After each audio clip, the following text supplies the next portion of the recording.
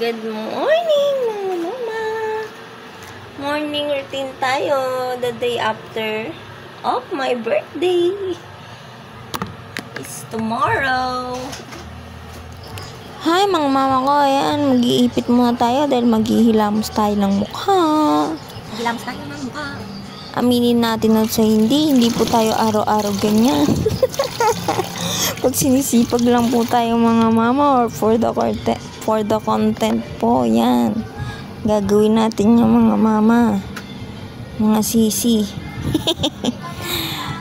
Wala kasi akong skincare mga mama, kaya tsaga-tsaga akong maghilamos.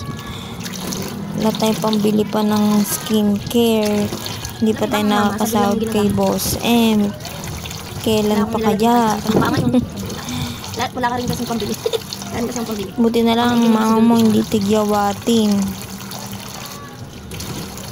Thank you Lord.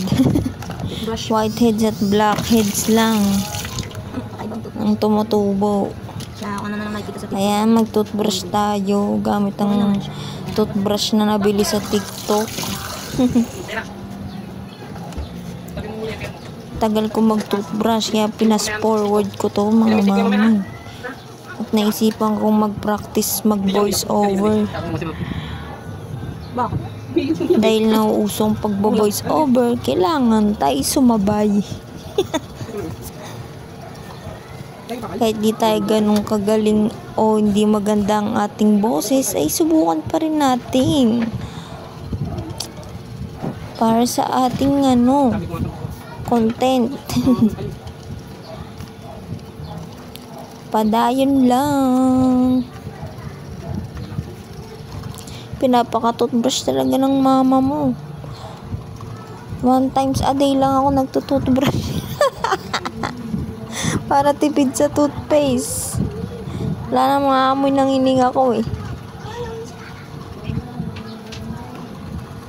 Kayo ba mga mama, ilang beses kayong tututbrush? Sige, paka-toothbrush mo mama. Bilaukan ka na dyan.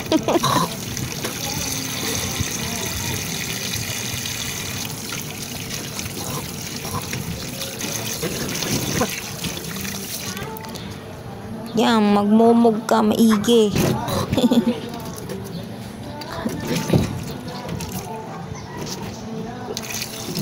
Pasintabi sa mga kumakain.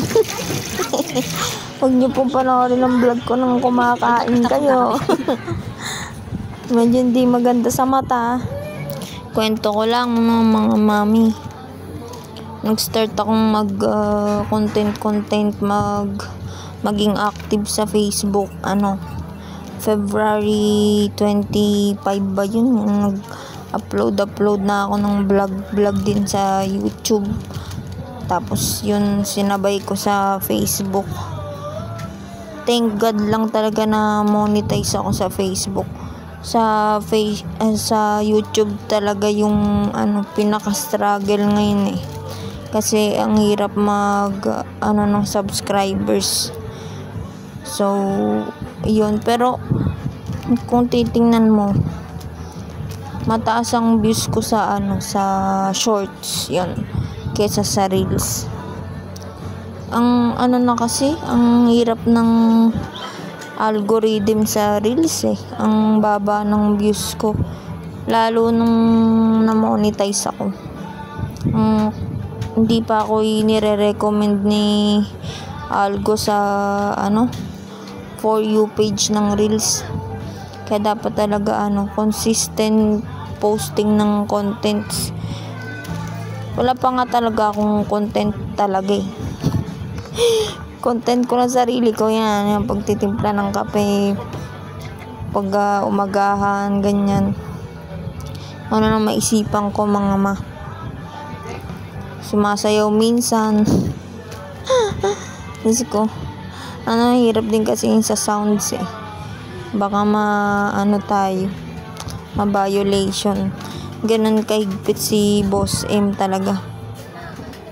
Kaya sa mga nagsisimula dyan na hindi pa monetize, tsaga-tsaga lang talaga.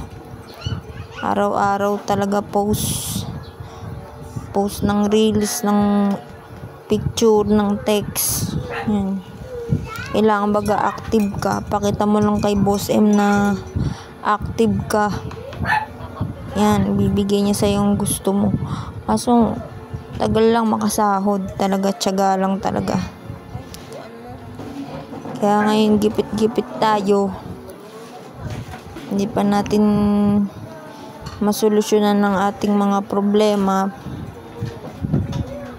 Pasalamat na lang tayo talaga sa araw-araw ay nakakaraos sa tulong ng ating habaging makalangit na Ama at Ina sa langit. Kaya yun, keep on praying din po mga sisi, mga papsi ko, mamsi ko. Yan. Para tuloy-tuloy lang tayo. Tuloy-tuloy ang biyaya sa ating. Hindi niya tayo pababayaan. Magpasalamat tayo sa maliliit na bagay na nangyayari sa ating pinagkakalooban niya.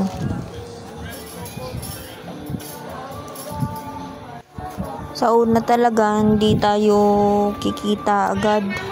Maliit tayo. So, ayun nga, hindi ka agad kikita dito sa, hindi ka agad sasahod dito sa pagiging sisi. Pero, pagtagal naman, alam ko, bibigay din sa atin yan ni Boss M. Kaya nga pala ako naging sisi kasi para malibang din ako sa araw-araw kasi nga full-time mom na ako, walang work. Yun, para yun, baka sakali din na pag-monetize na kahit pa paano may makasahod, pang dagdag pambayad ng bills, house rent, yun, mga essentials sa buhay. Kaya nagtry ako. Ayun, okay naman siya sa ngayon.